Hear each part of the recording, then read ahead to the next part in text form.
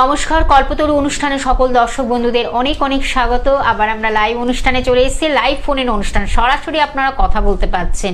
তার কারণ আমরা অনেক কিছু জানতে পারি, আসলে জানার তো শেষ নেই, কিন্তু কিছু কিছু জানাটা না ভীষণ ইম্পর্টেন্ট আমাদের লাইফে, যেটা কিন্তু আমাদের একেবারে শরীর মন দেহ সব কিছুর সঙ্গে যেন একটা অ্যাটাচমেন্ট থাকে। সেইভাবেই কিন্তু আমরা অনুষ্ঠানটি আপনাদের কাছে পৌঁছে দিই। তার কারণ জীবনে প্রত্যেকটা মুহূর্ত, প্রত্যেকটা দিন, প্রত্যেকটা বছর আমাদের কাছে খুব ইম্পর্টেন্ট বেঁচে থাকার জন্য, ভালো থাকার জন্য। আর সেইভাবেই যদি আমরা একটু নিজেকে আগে থেকে একটু জানতে পারি যে এই সমস্যাগুলো আপনার জীবনে আসতে চলেছে, তাহলে আগে থেকে মনে আমরা একটু অ্যালার্ট হতে পারি, একটু সতর্ক হতে পারি। নিশ্চয়ই জানবেন সেই বিষয়ে কিন্তু আমাদের আজকে আলোচনা থাকবে এবং আলোচনা চলছে। আপনারা জানেন, অধীর আগ্রহে বসে থাকেন সেই অনুষ্ঠানটির জন্য, কল্পতরু, যা কিন্তু আপনাদের জীবনকে অনেকভাবে নতুন একটা মোড় দেয়, নতুন জীবনের অনেক কিছু পূরণের জায়গা তৈরি করে এবং অনেক অজানা তথ্যগুলো আপনাদের কাছে পৌঁছে দেয়। আর নতুনত্ব তো থাকেই, তখন এই অনুষ্ঠানটি একটু এক্সেপশন, একটু ব্যতিক্রমী অনুষ্ঠান। অবশ্যই ঠিকই ধরেছেন, সুব্রত চক্রবর্তী মহাশয় আমাদের সঙ্গে স্টুডিও থাকেন, যার সম্বন্ধে মানে বলার শেষ নেই, তবু কিছু আমার বলতে হয়।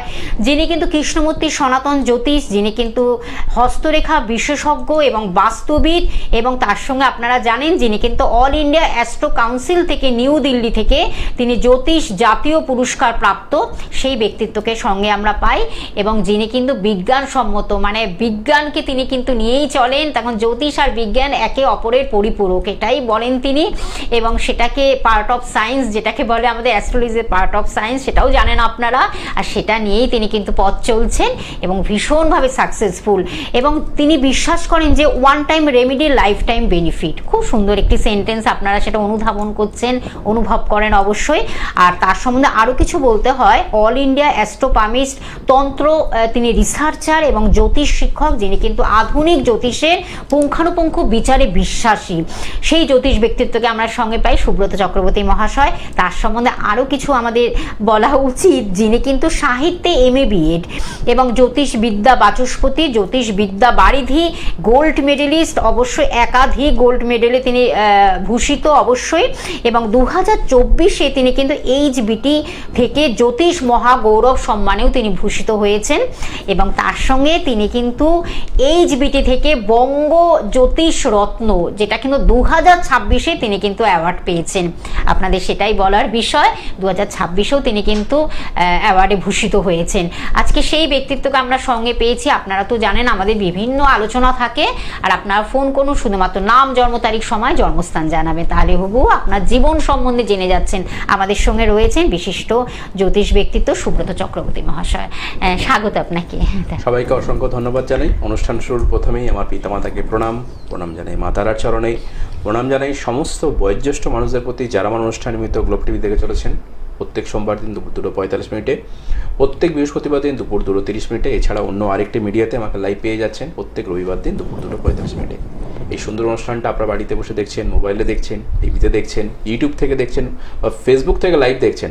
এই যে দেখছেন, ঠিক আমার ক্যামেরার পেছনে কিন্তু যারা অত্যন্ত কষ্ট সহকারে আপনাদের অনুষ্ঠানটা পৌঁছে দিচ্ছেন, তাদেরকে অনেক শুভেচ্ছা ভালোবাসায়, অর্থাৎ গ্লোব টিভি টেকনিশিয়ান দাদা ভাইদেরকে গ্লোব টিভি কর্তৃপক্ষের শুভেচ্ছা ভালোবাসা জানাই। এবং আমার সঙ্গে সঞ্চালনায় রয়েছে শর্মিষ্ঠাদিকে অনেক শুভেচ্ছা জানাই। দর্শক বন্ধু, আপনারা প্রত্যেকেই জানেন আমার অনুষ্ঠান মানে নতুন বিষয় এবং নতুন আলোচনা, এবং আপনাদের কথাকে মাথায় রেখে আপনারা যে বিষয়গুলো জানতে চাইছেন, প্রত্যেক বৃহস্পতিবার দিন, সোমবার দিন এবং অন্য একটা মিডিয়াতে রোববার দিন যখন লাইভ হয়, আপনাদের এই কথাগুলোকে, কণ্ঠস্বরগুলোকে কিন্তু আমাকে যারা মেল করছেন বা হোয়াটসঅ্যাপ করছেন বা মেসেজ করছেন, প্রত্যেকের নাম ধরে কিন্তু আমি আলোচনা করছি। এবং আপনারা এইভাবে আমাদের যেভাবে ভালোবাসা দিচ্ছেন, দিন বহু মানুষের চেম্বারে দেখাতে আসছেন সেই সমস্ত বিষয় নিয়ে, এটাও ভালো লাগছে।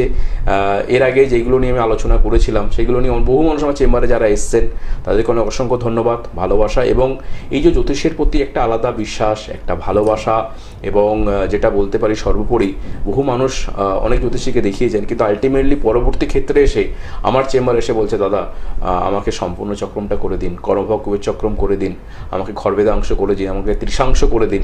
এই যে ত্রিশাংশ চারটা কি আমাকে একটু ভালো করে বুঝিয়ে দিন, বা আমার শরীরশাস্ত্রগত যে প্রবলেমগুলো যাচ্ছে, এবং পরবর্তী ক্ষেত্রে যখন আপনারা রেমিডিয়াল গাইডলাইন করে ভালো থাকেন, আপনারা যখন বাড়ি আমার চেম্বারে বা অন্যান্য জায়গায় সমস্ত এসে বলে যান যে আমি ভালো রয়েছি, এটাই আমার ক্ষেত্রে সব থেকে বড় প্রাপ্তি, তাই তো দিদি?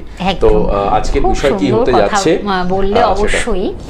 তার কারণ আসলে কি মানুষের জীবনের অনেক কিছু জানার বিষয় থাকে। একদম দিদি, কি আমার বলতো? মনে হয় এই অনুষ্ঠানটির মাধ্যমে অনেকটাই সেটা একদম আমরা জ্যোতিষের তুলে না ধরতে অনেকগুলো পারি। পার্ট থাকে, মানে আমরা ধরো হ্যাঁ। এই যে চার্ট গুলোকে ভুলে গেছি। আজকে আমি একটা অনেকগুলো চার্ট নিয়ে আলোচনা করব, D15 যেটা নিয়ে মিডিয়াতে আলোচনা হয়নি, এবং D16, ঠিক আছে, তার আলাদা নাম রয়েছে।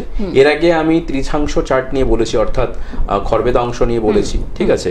এর আগে আমি আলোচনা করেছি হচ্ছে অক্ষেদা অংশ, এইগুলোকে নিয়ে আলোচনা করছি, অর্থাৎ ত্রিশাংশ চার্ট কি, খরবেদা অংশ চার্ট কি আমি বলেছি। অর্থাৎ এখান থেকে দুঃখ বিচার করা হয়, যে আনলাকি 13 আমরা সবসময় বলি, এই আনলাকি 13 কিন্তু সংখ্যাতত্ত্ব অ্যাস্ট্রোলজি থেকেই এসছে।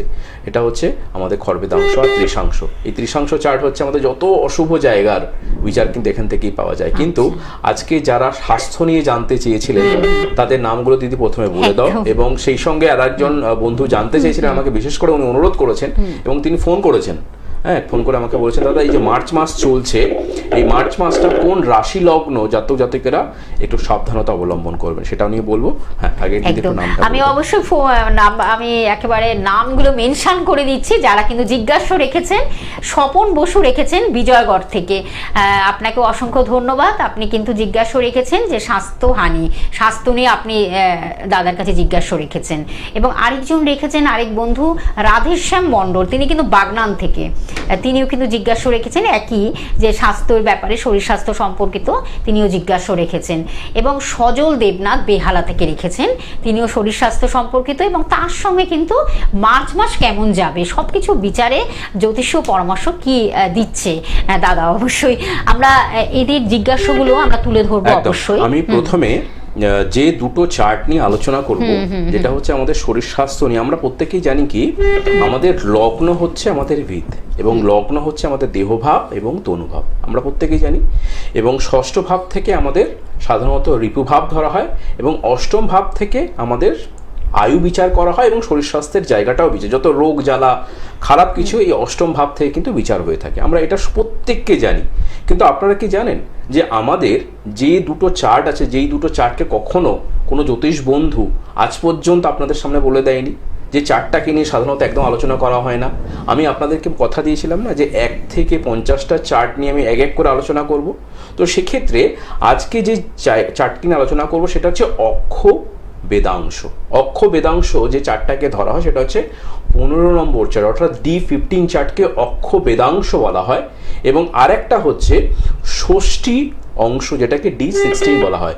এই দুটো থেকেই সর্বাঙ্গীন কুশল, মানে আপনি সব দিক থেকে ভালো রয়েছেন, কিন্তু এই সর্বাঙ্গীন কুশল কথাটা আমরা বলবো ষষ্ঠী অংশ থেকে। আবার অক্ষ বেদাংশ থেকে আমরা সাধারণত যেটা বিচার করব সেটা হচ্ছে আমাদের শরীর স্বাস্থ্যের বিষয়ের জায়গা, অর্থাৎ আমাদের স্বাস্থ্যের জায়গাটা কেমন থাকতে পারে। আমরা প্রত্যেকেই মনে করি যে আমাদের সব কিছু সম্পদ আমাদের কিন্তু মানসিক শান্তি দিতে পারে, কিন্তু স্বাস্থ্য সম্পদ আমাদের সব দিক থেকে কিন্তু শান্তি দিতে পারে। অর্থাৎ আপনার সব দিকে অর্থ রয়েছে, স্বাস্থ্য ভালো নেই, তাহলে সেই সম্পত্তির কোনো মানে হয় না।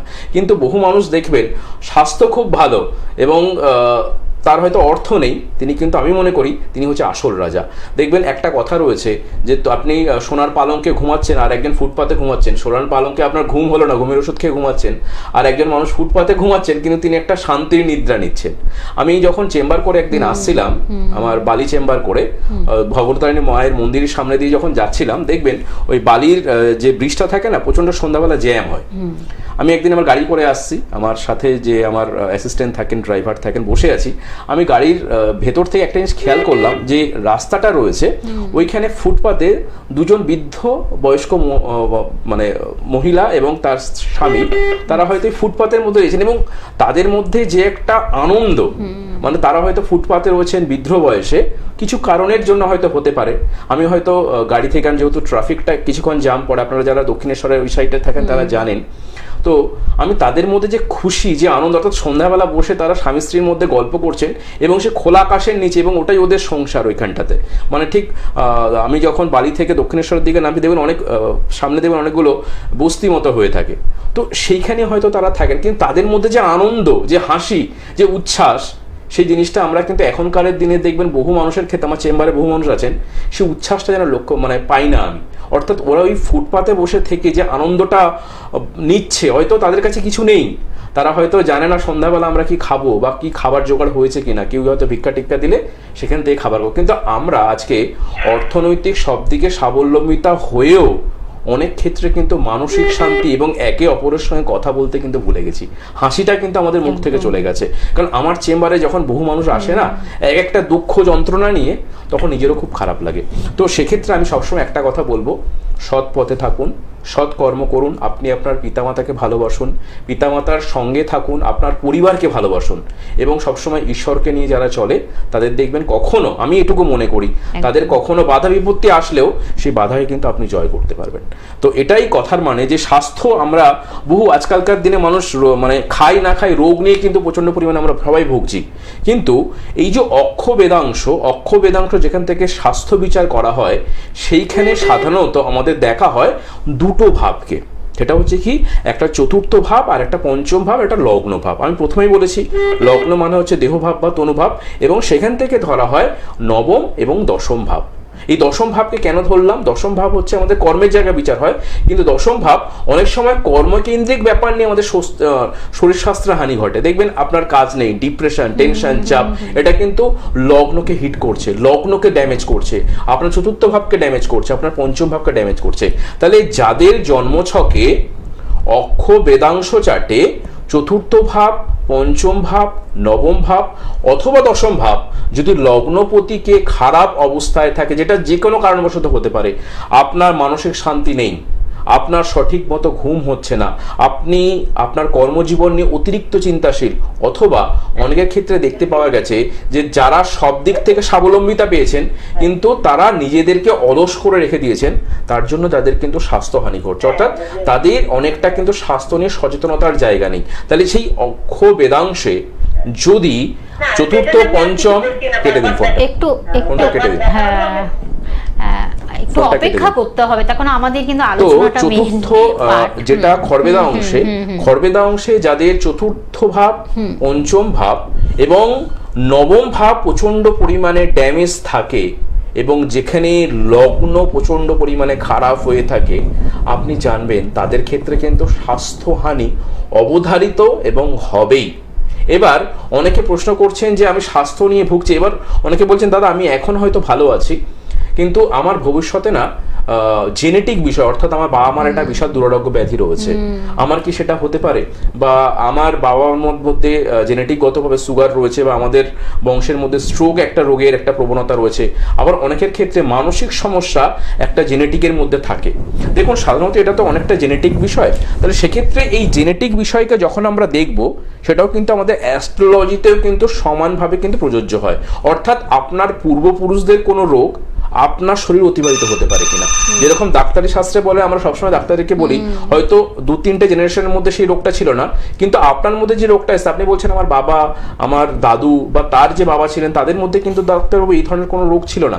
কিন্তু দেখা যাচ্ছে আমরা যদি পূর্বপুরুষের কোনো চার্টকে দেখি, তাহলে তখন আমাদের এই যে ষষ্ঠী অংশের যে চার্ট রয়েছে, অর্থাৎ যে 16 নম্বর চার্ট, যেখান থেকে সর্বাঙ্গীন কুশল বিচার করা হয়, সেখানে আমাদের ধর্মের জায়গা অর্থাৎ পূর্বপুরুষদের জায়গা, সেটা আমরা সাধারণত বিচার করে থাকি নবম ভাব থেকে। তাহলে এই ষষ্ঠী অংশে নবম ভাব যদি কারো পীড়িত হয়ে থাকে, তাহলে অনেক ক্ষেত্রে দেখতে পাওয়া যায় পূর্বপুরুষদের কিন্তু বিভিন্ন ধরনের রোগ অসুখ আপনার জেনারেশনের মধ্যে কিন্তু অ্যাটাক হতে পারে, এবং সেটা যদি নবম ভাব এবং লগ্ন ভাব যদি একত্রীকরণ হয়, অনেক ক্ষেত্রে কিন্তু এই ধরনের সংযোগ আমি বহু চার্টের ক্ষেত্রে দেখেছি। তাই আমি সবার কাছে অনুরোধ করব, যারা মনে করছেন স্বাস্থ্য নিয়ে সমস্যায় ভুগছেন বা স্বাস্থ্যহানির ভয় রয়েছে, এই দুটো চার্ট, অক্ষ বেদাংশ চার্ট অর্থাৎ D15 নম্বর চার্ট এবং ষষ্ঠী অংশ D16, এই দুটো চার্টকে যদি আমরা ভালো করে মেলবন্ধন করাতে পারি, তাহলে কিন্তু আপনি অনেক অংশেই কিন্তু রোগ ব্যাধি নিয়ে যেটা ভয় ভীতির মধ্যে রয়েছেন, সেটাই কিন্তু রোধ করতে পারেন। আবার অনেক ক্ষেত্রে বলে দিচ্ছি, আপনি D1 চার্ট অর্থাৎ লগ্নকুণ্ডলী চার্টে যাদের ক্ষেত্রে দেখবেন যে লগ্নভাব খুব স্ট্রং রয়েছে, বিশেষ করে বুধ যদি খুব ভালো থাকে, বুধ হচ্ছে কি বালক গ্রহ, বুধ হচ্ছে আমাদের টোটাল বডির যেটাকে বলো ব্রেন ডেভেলপমেন্ট এবং রোগ প্রতিরোধক ক্ষমতাকে তৈরি করে, সেই বুধ যদি আপনার জন্মছকে ভালো থাকে, মঙ্গল যদি ভালো থাকে যেটাকে আমাদের পরাক্রম তৈরি করে, এবং সেই সঙ্গে হচ্ছে মঙ্গল আমাদের ব্লাড রিলেশনকে তৈরি করে। তাহলে জন্মছকে বুধ মঙ্গল যদি বেটার থাকে তাহলে কিন্তু আপনার রোগ, শত্রুতা বা অন্যান্য জায়গা থেকে, কর্মানি থেকে আপনি কিন্তু অনেকটাই রোধ করতে পারেন। আশা করি অনেকটা বোঝা গেল। একদম। ফোনটা নিয়ে আমরা ফোনটা নিয়ে নিচ্ছি। হ্যাঁ, নমস্কার, কে আছেন সঙ্গে? হ্যালো, নমস্কার, ব্যারাকপুর থেকে সর্বাণী ঘোষ বলছি। নমস্কার, বলুন বলুন। নমস্কার, বলুন। 1/11/1996 কার সম্বন্ধে জানবেন? আমার সঙ্গে যান। আপনার নামটা বলুন আরেকবার। সর্বাণী ঘোষ। 1/11/1996 1/11/1996। টাইমিংটা বলুন, জন্ম সময়? রাত 10টা 15। রাত্রি 10টা 15। জন্মস্থান কোথায়? ব্যারাকপুর। কি জানতে চাইছেন? কি বিষয়ে জানবেন? আমার বিয়ে হলে কেমন হবে, কবের মধ্যে হবে? বিয়ে কেমন হবে আর কখন হবে? হ্যাঁ আচ্ছা, শুক্রবার ছিল জন্মবারটা? হ্যাঁ লগ্ন কর্কট আর রাশি হচ্ছে মিথুন রাশি, জানা ছিল? হ্যাঁ হ্যাঁ। আচ্ছা, তোমার বিয়ের তো যোগ অলরেডি চলছে, বুঝেছো? বিয়ের যোগ অলরেডি চলছে, কিন্তু দেখা যাচ্ছে কি বিয়ের যত সম্বন্ধ আসছে সে সম্বন্ধ কিন্তু স্টে করবে না। না, হচ্ছে কি এরকম সমস্যা? এখনো দেখা হয়নি সেরকম, তবে যদি সম্বন্ধ দেখা হয়নি ছানা, দেখা হয়তো হয়েছে দু একটা, কারণ শুক্র রাহু যুক্ত। শুক্র রাহু যুক্ত, ওই জন্য দেখা যাচ্ছে কি যে তোমাদের বাড়ি থেকে হয়তো বিয়ের জন্য চেষ্টা করছে, কিন্তু সেরকম কোনো ভালো পাত্র পাচ্ছে না। বুঝতে পেরেছো তো? শুক্র যাদের খুব ড্যামেজ থাকে, এবং তোমাকে আরেকটা কথা অন মিডিয়াতে আমি বলে দিচ্ছি, এর আগে তোমার কোনো প্রেমজ সম্পর্ক ছিল, সেই সম্পর্ক কিন্তু স্থায়ী হয়নি। ঠিক আছে? তো আমি এটুকু বলতে পারি, যেহেতু শুক্রটা খুব ড্যামেজ রয়েছে, মঙ্গল খুব ড্যামেজ রয়েছে এবং শনি কেতু যুক্ত, বিবাহ কিন্তু একটু লেটে হবে। বুঝতে পেরেছো তো? বাড়ির গার্জিয়ানকে যদি পারো একটুখানি বলো তোমার জন্মচারটাকে, তোমার আশেপাশে যদি কোনো ভালো জ্যোতিষ বন্ধু থাকে বা জ্যোতিষ ব্যক্তিত্ব থাকে, ভালো কোনো জ্যোতিষ ব্যক্তিত্ব, একটু ভালো কিছু প্রতিবিধান করে যেন বিয়ের জায়গায় এগোনো হয়। বুঝতে পেরেছো? না হলে তোমার সম্বন্ধ দেখা হবে কিন্তু ভালো পাত্র পাবে না, এবং যদিও বিবাহ হয়, বিবাহ ক্ষেত্রে কিন্তু প্রথম জীবনটা খুব নষ্ট হবে, কারণ তোমার দ্বিতীয় ম্যারেজের একটা সংযুক্তিকরণ কিন্তু আছে, কারণ রবিটা ড্যামেজ। বুঝেছো? একটু সমস্যা রয়েছে বিবাহ নিয়ে, বেশ ভালোই সমস্যা রয়েছে। যদি পারবে অবশ্যই বিয়ের আগে ভালো অ্যাস্ট্রোলজারকে দেখাবে এবং একটু খোঁজ খবর নিয়ে বিয়ে দিতে হবে। মানে হঠাৎ করে বিয়ে হয়ে দিলে কিন্তু সমস্যা হবে, কারণ তুমি একটু সরল মনের প্রচণ্ড পরিমাণে। বুঝতে পারলাম? আমি যেগুলো বললাম একটু ঠিক আছে তো? হ্যাঁ একদম ঠিক আছে, ভালো থেকো, পরে ফোন করো। ধন্যবাদ। দেখো কি দিদি, কিছু জিনিস কিছু জিনিস সত্যিটাই। মানুষ স্বীকার করে না। স্বীকার অন করে ফোনেতে বললো কিন্তু লাস্টে যে সম্পর্ক ছিল, যাই হোক, কিন্তু একজন সঠিক দেখুন আমাদের astrologer, সামনে কিছু লোকানো তার কাছে যায় না। লোকানোর যদি কিছু আপনি না, প্রপার ডাক্তার, গাইডলাইন দেন, একজন মানে আপনি যদি জ্যোতিষ প্রপার ব্যক্তি- গাইডলাইন, আপনি যদি ডেট অফ বার্থটা ঠিকঠাক দেন, অনেক সময় হয়তো নাও একদম, মিলতে পারে, তাহলে হ্যাঁ। ডেট অফ বার্থ প্রবলেম থাকে। আর যদি ডেট অফ বার্থ সঠিক প্রোভাইড করেন, আপনি আপনার জীবনে কিছু যদি লোকান, তাহলে কিন্তু আমরা সেটা সঠিকভাবে ধরে নেব। এটা বারবার আমি বলে দিচ্ছি। হ্যাঁ, সেটা একদম পিকচারের মতো উঠে আসে, একদম লাস্টে কিছু করার নেই। ও এগুলো একদমই ভয় পেয়ে গেছে বিষয়টা, কিছু মনে করো না। দেখো হ্যাঁ। কিছু জিনিসকে তো এগুলো গাইডলাইন করতে হ্যাঁ। হয়, কারণ আমি তোমাকে মনে রাখার জন্য বলবো না, বিবাহ একটা বিশাল বড় জায়গা। তো সেক্ষেত্রে আমি ওই বিয়ে বাড়ি থেকে হয়তো দেখছে, হয়তো সম্বন্ধ মানে অ্যাকচুয়ালি হচ্ছে না, বিষয়টা হবে না তো। ব্যাপারটা এরকম শুধু তোমার ক্ষেত্রে নয়, বহু মানুষের ক্ষেত্রেই রয়েছে, বিয়ের সম্বন্ধ দেখা হচ্ছে কিন্তু সঠিক পাত্র পাচ্ছে না। এটা একটা সমস্যা থাকে অনেক ক্ষেত্রে, কর্মহানি সব দিক থেকে তো একটা বিষয় থাকে। তো সেক্ষেত্রে আমি সাধারণত খেয়াল করেছি যাদের শুক্র মঙ্গল চন্দ্র খুব ড্যামেজ রয়েছে, শনি কেতু যুক্ত রয়েছে, তাদের কিন্তু দ্বিতীয় ম্যারেজের সংযুক্তিকরণ ঘটায়। এবং যেহেতু লগ্নের সাথে এখানে নবমপতি হিট করছে, এবং শনি এখানে কেমন্দ্রুম যোগের মধ্যে রয়েছে, এবং শনি এখানে মূলত্রিকোণ রয়েছে, কেতু যুক্ত হয়ে রয়েছে, তাদের কিন্তু দ্বিতীয় বিবাহ সংযুক্তিকরণ ঘটায়। তাহলে আমি দেখতে পাচ্ছি জন্মছকে দ্বিতীয় বিবাহ যোগ রয়েছে, অবশ্যই ক্যালকুলেশন একদম। তো দ্বিতীয় বিবাহ আমি যেখানে দেখতে পাচ্ছি, আমি মেয়েটির জীবনকে কেন নষ্ট করতে দেবো? যে এমন আমি বিয়েটা যেখানে বুঝতে পারছি ওর প্রথম বিবাহ ম্যারেজটা ডিস্টার্ব হতে পারে, তাহলে আমরা এটাকে রোধ করতে পারি। জ্যোতিষশাস্ত্র কিন্তু এখানেই সফলতা, যে আমরা আগাম একটা বিষয় বলতে পারি। তো সেই বিষয়টাকে যদি আমরা সঠিকভাবে অধ্যয়ন করতে পারি, বা আমি ধরুন এই মেয়েটিকে বললাম, এবার এর বাবা মা যদি এই বিষয়টা সতর্কতা না করেন, বা ও যদি বিষয়টা ক্যাজুয়ালি নয়, তাহলে ওর ক্ষেত্রে যেটা ভাগ্য হানি ঘটার সেটা তো ঘটবে, সেটা কেউ অবরোধ করতে পারবে না। কিন্তু আমরা যদি এই বিষয়গুলোকে একটু সিরিয়াসলি নিই, যে আমার দ্বিতীয় ম্যারেজ সংযুক্তিকরণ রয়েছে, তাহলে আমাকে প্রথম ম্যারেজটাকে ভালো করে করতে হবে, যাতে ভালো হয়, যাতে সেখান থেকে সেপারেশন না তৈরি হয়ে যায়। তো এই বিষয়গুলোকে একটু ভালো করে দেখে নেওয়া। একদম। তার আগে আমি বলে দিচ্ছি, চেম্বারগুলো একটু বলে দিচ্ছি দাদাকে, আপনার কোথায় কখন পাচ্ছেন। সোমবারে শ্যামবাজারে পেয়ে যাচ্ছেন, বিকেল 4টে থেকে 8টার মধ্যে পেয়ে যাচ্ছেন। এছাড়া রবিবার এবং মঙ্গলবারও কিন্তু গড়িয়াতে পাচ্ছেন, গড়িয়া নাকতলাতে বন্ধুরা পাচ্ছেন। এবং প্রথম উইক এবং শেষ সপ্তাহ যেটা জায়গাটা, সেখানে কিন্তু আপনারা বুধবার পেয়ে যাচ্ছেন, সেটা কিন্তু দুর্গাপুর এবং বর্ধমানে বন্ধুরা পাচ্ছেন। আপনারা একটু নোট ডাউন করুন, লিখে রাখুন যার যেখানে কাছাকাছি হবে। এবং অবশ্যই তো আমাদের তো আপনারা জানেন হোয়াটসঅ্যাপের মাধ্যমে, SMS এর মাধ্যমে সব কিছু আপনারা জানাতে পারেন বিস্তৃতভাবে।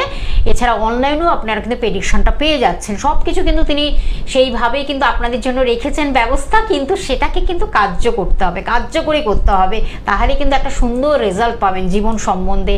এবং যদি কোনো সমস্যা থাকে সেটারও কিন্তু একটা সুন্দর রেকটিফিকেশনের মাধ্যমে একটা ভালো জায়গায় যাতে পৌঁছাতে পারেন।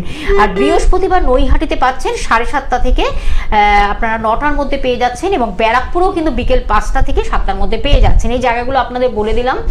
এছাড়া শুক্রবারে পশ্চিম মেদিনীপুরে পাচ্ছেন 12টা থেকে 4টের মধ্যে পেয়ে যাচ্ছেন, এবং শনিবার কিন্তু হাওড়া বালিতে পাচ্ছেন দুপুর 2টো থেকে রাত্রি 8টা পর্যন্ত পাচ্ছেন, এবং শিলিগুড়িতে প্রত্যেক মাসের 8 তারিখ থেকে 14 তারিখের মধ্যে পাচ্ছেন। সেবকমোড় রত্নমান্না জুয়েলার্সে পাচ্ছেন, একদম আমি মেনশন করে দিলাম জায়গাটা, লোকেশনটা। এছাড়া শিলিগুড়িতেই আবার কিন্তু 15 থেকে 19 তারিখের মধ্যে পাচ্ছেন সিটি সেন্টার রত্নভান্ডার জুয়েলার্স, প্রতি মাসেই পেয়ে যাচ্ছেন।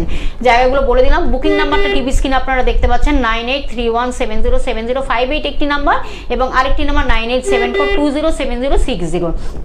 একদম কিন্তু আপনাদের জানিয়ে দিলাম এই ব্যাপারগুলো সবকিছু। আপনারা একটু ফোনের মাধ্যমে বুকিং করে অবশ্যই অ্যাপয়েন্টমেন্ট করে আসবেন। একজন বন্ধু রয়েছেন, নমস্কার, কে আছেন সঙ্গে? নমস্কার, আমি নমস্কার, থেকে বলছিলাম। কার বিষয়ে জানবেন? দিদি ভাই, আমার বিষয়ে জানতে চাই। বলুন আপনার নাম, জন্ম তারিখ, আপনাকে স্বাগত, বলুন। জন্মস্থান বলুন। স্যার নমস্কার। নমস্কার। প্রীতম সেন, বলুন বলুন। আমার জন্ম তারিখ হচ্ছে 31/3/1998। 31/3/1998। টাইমিংটা বলুন, জন্ম সময়? রাত্রি 2:30। রাত্রি 2:30। আচ্ছা, রাত্রি 2:30। বিষ্ণুপুরেই জন্ম। বিষ্ণুপুর, আচ্ছা। রাত্রি 2:30। কি বিষয় জানবেন? ক্যারিয়ার বিষয়ে আমি একটু জানতে চাইছিলাম। ভালো লাগছে অনুষ্ঠান? দাদার অনুষ্ঠান কেমন লাগে? হ্যাঁ, আমি ইউটিউবে দেখছিলাম দিদি ভাই। আচ্ছা, ইউটিউবে আচ্ছা দেখছেন, বাহ, আচ্ছা, বেশ। ভালো আচ্ছা, লাগলো। মঙ্গলবার ছিল কি ভাই? হ্যাঁ স্যার, মঙ্গলবার। প্রণাম নেবেন আমার। হ্যাঁ, আচ্ছা, তোমাকে অনেক শুভেচ্ছা, আমার ভালোবাসা রইলো। আর লগ্ন হচ্ছে তোমার সিংহ, আর রাশি হচ্ছে বৃষ রাশি, জানা ছিল? না স্যার, আমার মেষ রাশি স্যার, 31/3/1998 স্যার। 31/3/1998 তো 1998, আড়াইটার সময় তো? রাত্রি 2:30। হ্যাঁ। ও, রাত্রি 2:30। আচ্ছা রাত্রি আচ্ছা, 2:30। সরি, আমি তোমাকে দিনের বেলা করেছি। জন্মস্থানটা বিষ্ণুপুর? হ্যাঁ স্যার। আচ্ছা আচ্ছা, মঙ্গলবার ছিল, লগ্ন মকর আর রাশি হচ্ছে মেষ, তাই তো? হ্যাঁ স্যার, মেষ। মকর লগ্ন, মেষ রাশি, বেশ।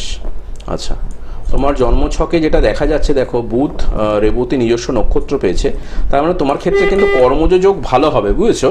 কিন্তু ব্যাপারটা হচ্ছে যেটা লগ্ন সাপেক্ষে যেটা বলার, যে লগ্ন থেকে দ্বিতীয় বৃহস্পতি কেতু অবস্থান করছে, এবং জন্মছকে যদি তুমি 31 নম্বর চারটাকে একটু খেয়াল করো, 31 নম্বর বা কর্মভাবা কুবের চক্রমটা যদি করা থাকে, তাহলে কিন্তু সেখানে নবমপতি একাদশপতি খুব ভালো। তার মানে কর্মযোগ তোমার ক্ষেত্রে কিন্তু যথেষ্ট ভালো রয়েছে, সুযোগ সুবিধা তুমি অনেক ভালো পাবে। কিন্তু দেখা যাচ্ছে তোমার এই সময়ে যে দশা অন্তর্দশা যাচ্ছে, সেই অনুযায়ী তোমার ভালো কোনো কিছু কর্মের সঙ্গে কিন্তু তুমি সংযুক্তিকরণ করতে পারছো না।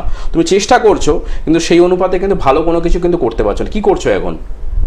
আমি একটা করতে পারছি স্যার, আমি ওই ওয়েস্ট বেঙ্গল পুলিশ, কলকাতা পুলিশের জন্য অনেকদিন ধরে চেষ্টা করছি। ওটাই বলছি তোমাকে।